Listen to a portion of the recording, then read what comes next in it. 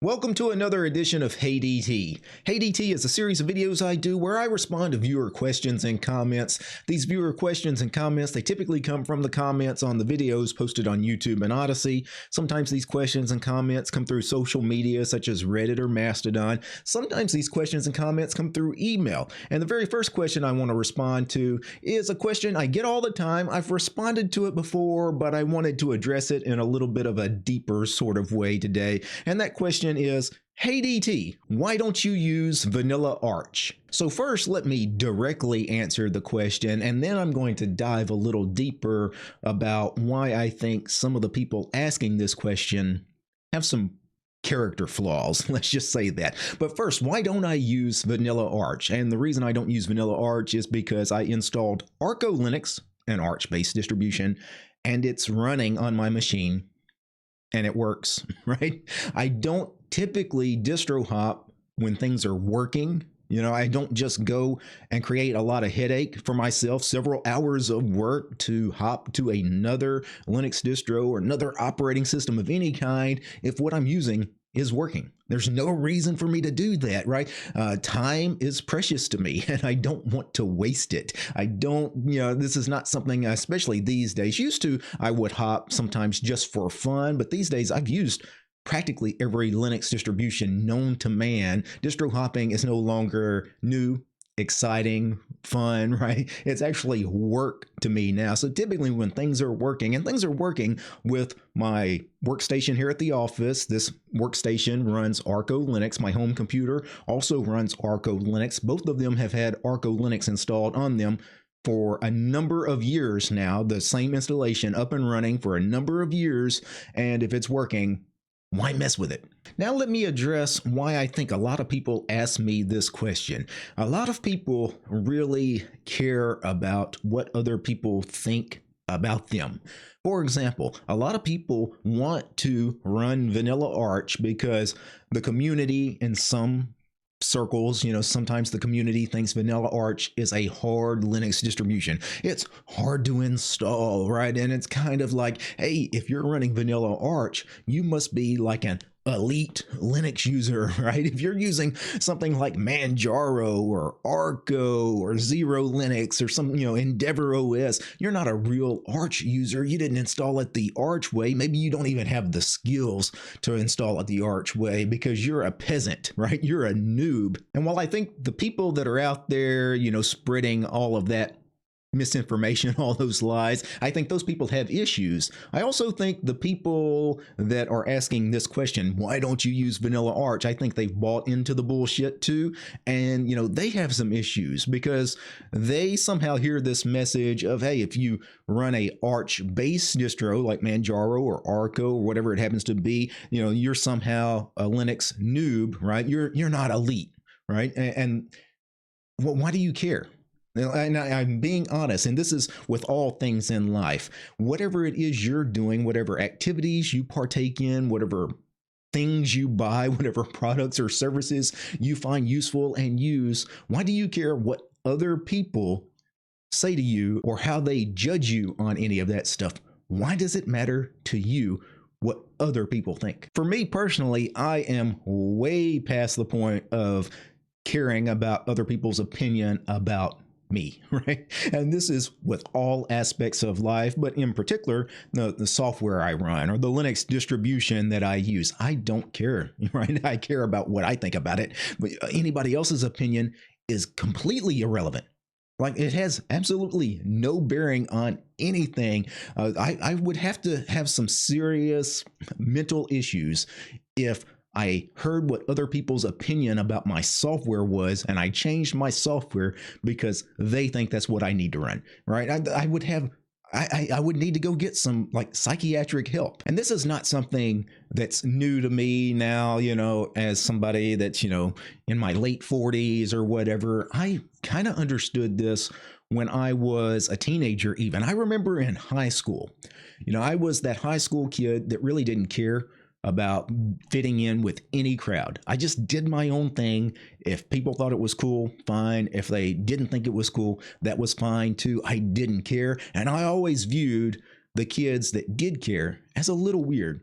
And it's different when you're a teenager. Most teenagers do buy into this BS where, they have to follow the latest fashion trends or, whatever the latest cool thing to do is, they all have to be doing it. I had this friend of mine that I remember, he changed all the time to fit with whatever the latest trend was. I remember his fashion, 1 month he would be dressing in a grunge style because that was the cool thing to do. It was that grunge look. The next thing you know, he's looking like a prepper, right? He had that prep look.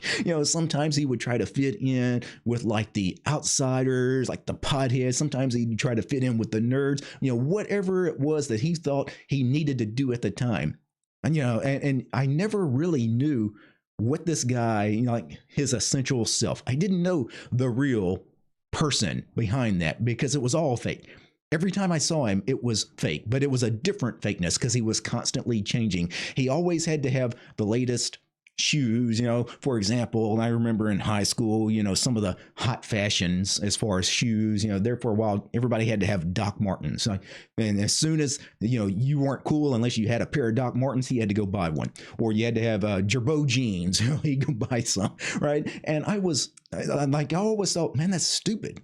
You go and buy, some clothes that you may or may not even like, the looks of it, but you feel like you have to have that name brand because somebody told you you're not cool unless you go get that.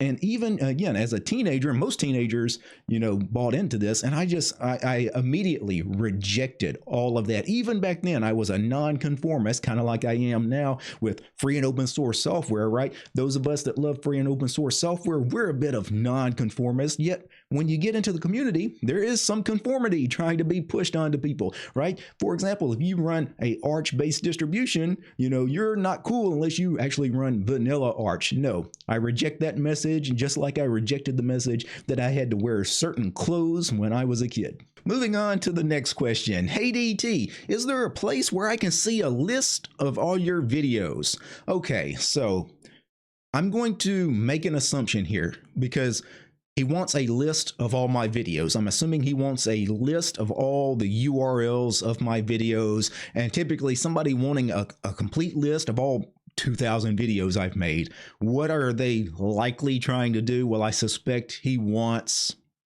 possibly a local copy of them, and we'll just leave it at that. So I don't know of a way to go get a complete list of my videos as far as like from my YouTube dashboard. I don't even think I have a way to get that. There may be a way, but it's probably hidden away in some weird settings or something. So, off the top of my head, I don't know how I would go about getting that, but I will say this.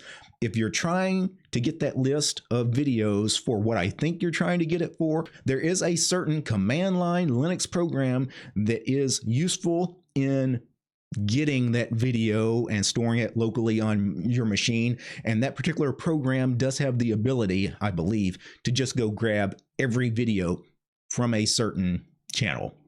We're just going to leave it at that. And the next question, I think, is in response to on a video recently, I mentioned something about being interviewed occasionally on other channels or in online publications and things. And he asks, hey DT, were you recently interviewed? Where can I watch it? Okay, so the most recent interview I did, I actually posted in my community tab on YouTube recently that I did a little bit of a collaborative video with Gavin Freeborn. And that interview is actually posted over on his channel. Go check that out. But I've appeared on a lot of other people's YouTube channels or audio podcasts. Usually when people reach out to me, I always say yes. I'm always up for chatting about Linux and free and open source software. So over the years, I've appeared, I don't know, and some things I've appeared on recently. I think I was on Josh over at Keep It Techie. He invited me over to his channel recently. I've been on Zany, Tyler's podcast before. I've also been on the No Tucks Allowed podcast recently. That particular podcast, No Tucks Allowed, is the one that Big Pod and Josh Lee do. Some other things that, off the top of my head, I remember server. I've done a couple of guest appearances on the Destination Linux podcast. I appeared on Rocco from Big Daddy Linux. He had a podcast called The Linux Spotlight. I appeared on that a number of years ago, and that's actually a really good interview. Go check that out if you haven't seen that. Moving on to the next question. Hey DT, how has Syncthing been treating you? Do you still use it? So that's a great question. Syncthing. This is a great way to sync files from multiple machines, multiple devices, your desktop computers, laptops, mobile devices. Do I still use Syncthing? No. And it's not because Syncthing wasn't great. It was actually working wonderfully for me while I was testing it out. I tested it out for a few weeks, but I didn't really need Syncthing. And the reason I didn't need it is because I was already using Nextcloud. I already had a Nextcloud server, my own server set up, and I was already syncing files to all of my devices using Nextcloud. And it works. So, and I like Nextcloud. I was going to keep the Nextcloud instance regardless. So I just, quit using Syncthing.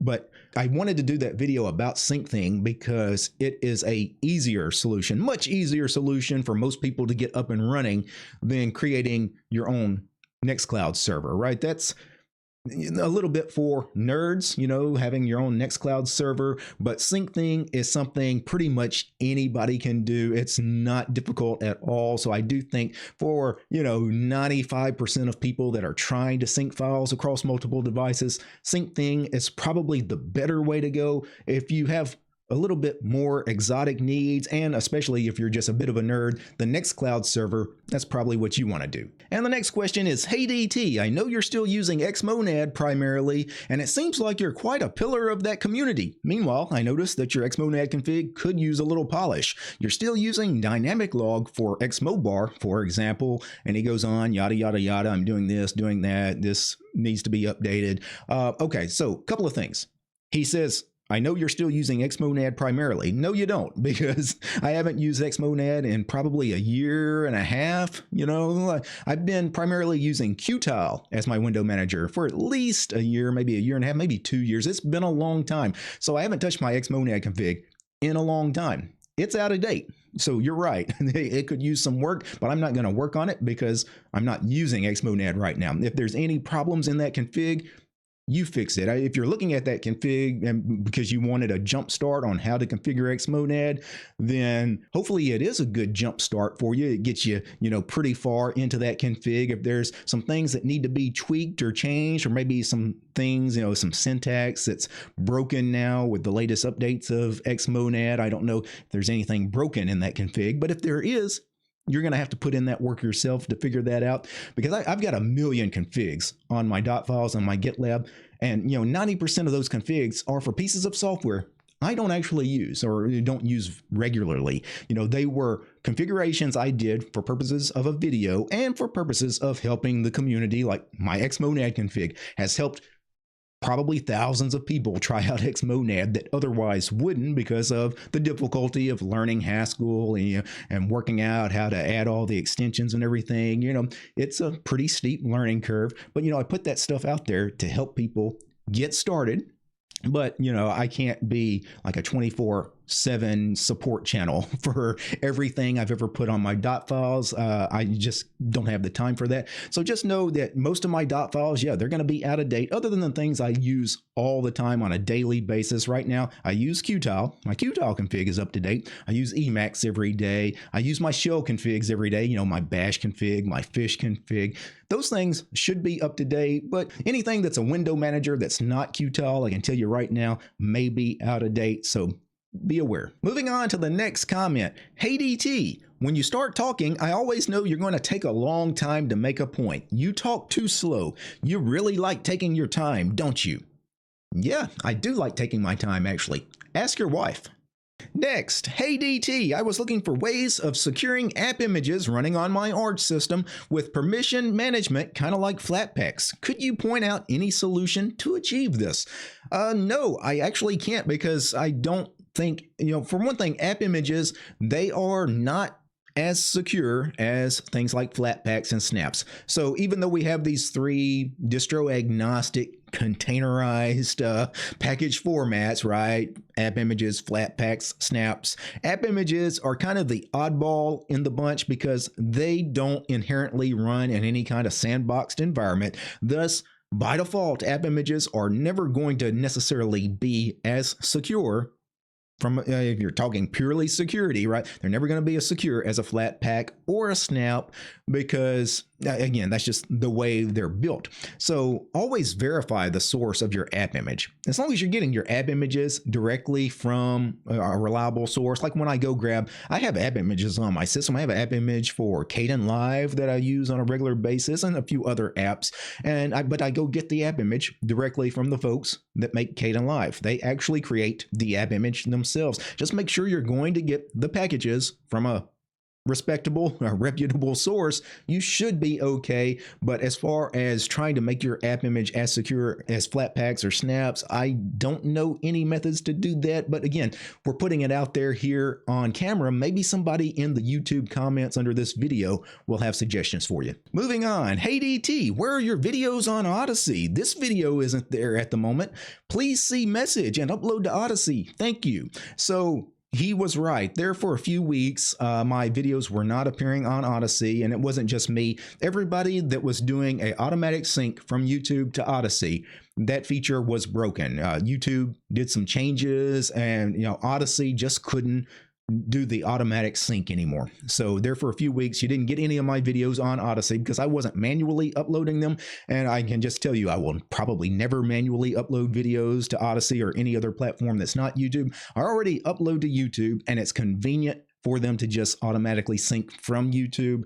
I know people are going to say, well, that's lazy. You should just do it yourself. Well, I do a lot of videos, a lot of video content, and even things that take just a few minutes, minutes count, especially when you're talking about things you do every single day. So just know that, while the sync was broken, yeah, you didn't get any videos on Odysee. I apologize for that, but it is what it is. But they fixed it now. My videos, at least for the DistroTube channel, are back being synced on Odysee. For those of you that watch my other channel, DT Options, they're not being synced because I guess the channel is too small. They just stopped the automatic sync.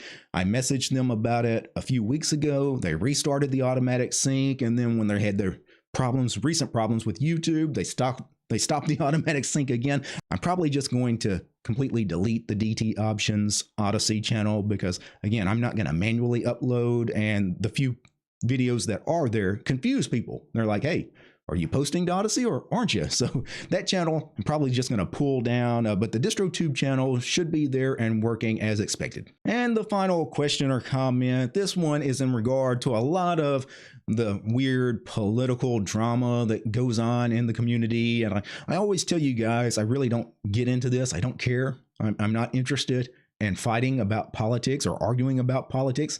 Never done that. I don't do that in life. I'm not going to do that on the internet. But some people just don't understand why that's the case with me. This person writes, hey DT, you say you don't care about all the drama in the FOSS community, but I think you should start speaking out on it. This seems to be a growing problem. And you know what? I completely reject both his premises here. I reject the fact that I should start speaking out on it, obviously, but I also reject that this seems to be a growing problem. It's not a growing problem, this drama in the community. It's growing louder with certain influencers in the Linux and free and open source software space. A lot of this drama has always existed. It just gets more attention by certain people. There are certain shit stirrers out there that like, stirring the pot, right? They like stirring division amongst us. I don't play that game, right? I'm not interested in playing that game. If you want to know, I mean, I've stated this plenty of times. Do I think that these open source projects, should they be injecting politics into their communities and especially into their software? No. I think anybody with any common sense at all would say no to that question. But some of these people, hey, they have their mental issues or whatever. They're trying to, push whatever social agenda, activist agenda they're doing. Hey, do I think those people are wrong? Yes. Now, do I think some of the reaction to what those people are doing by the people that disagree, do I think some of that reaction is overreaction and in some cases more harmful than what the people that they're trying to protest, yes. Yeah, I think some people on the other side of that argument are equally, if not worse, than the people, like it's one of those things. A lot of these software projects I do think are mistaken when they start doing some of their little social activism or whatever. But guess what? They're going to realize the mistake eventually. It will all sort itself out, right? Because free and open source software is a marketplace. It's like the capitalist marketplace, right? And it's one of those things that the good ideas will rise to the top, the bad ideas will fall to the wayside. It's a marketplace of ideas, right? And some people will buy, some people will sell. So if what these software projects are doing is truly bad and harmful, trust me, they're going to realize that soon enough. I don't need to go out there and be a cheerleader, watching a particular software project burn to the ground and cheering and saying, hey, this is a great thing. All of us, join me in making fun of this software project that's clearly doing the wrong thing. I don't need to do that. I would be a complete and total asshole to do something like that. I'm just not going to do it. I know other people are out there doing that. Hey, let them do their thing. Again, kind of like I'm not going to speak out on the open source projects that are, possibly doing the wrong thing. I'm not going to go and just completely, take a shit on other content creators that I also think are doing the community a disservice by trying to protest a lot of this stuff. In the end, I just let people do their own thing. And again, it's a marketplace of ideas. If what they're doing is working, they'll be around in the future. If what they're doing is not working, they may not be around in the future. And what you or me or anyone else has to say on any of this, at the end of the day, really doesn't matter. Now, before I go, I need to thank a few special people. I need to thank the patrons of this channel. And of course, I want to thank Matt, Steve, Armor Dragon, Cap Caveman, Darloff, Daedalus, George Lee, Methos, Arion, Paul, Peace Arch and Fedora, Realities for Less, Red Prophet, Roland, More Gentoo and Ubuntu, and Willie. These guys, they're my highest tiered patrons over on Patreon. Without these guys, this episode of Hey DT would not have been possible. The show is also brought to you by all of these fine ladies and gentlemen. All these names you're seeing on the screen, these are all my supporters over on Patreon because I don't have any corporate sponsors. I'm sponsored by you guys, the community. If you like my work, want to see more videos about Linux and free and open source software, subscribe to DistroTube over on Patreon. Peace, guys.